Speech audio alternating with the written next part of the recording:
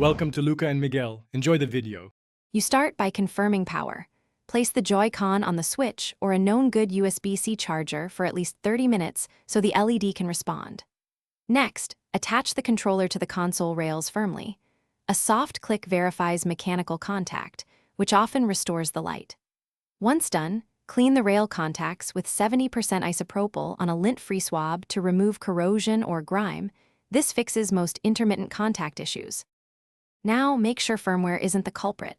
Update the switch and Joycon firmware through system settings because outdated code can disable LED reporting. Then, calibrate the controller to rule out software misreads. This forces the console to reinitialize the device. If the LED remains dead, open the Joycon only if you're comfortable. Inspect the battery flex and connector for damage. Replace the battery pack if swelling or loose solder is visible, since a failing cell won't power the LED. Finish by repairing the Joycon.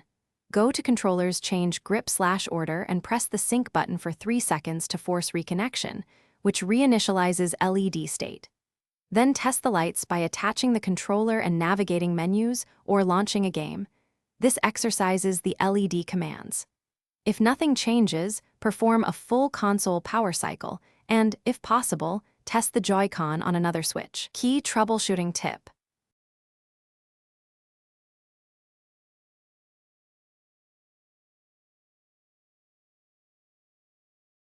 Thanks for watching and please subscribe. It's the best investment you'll ever make.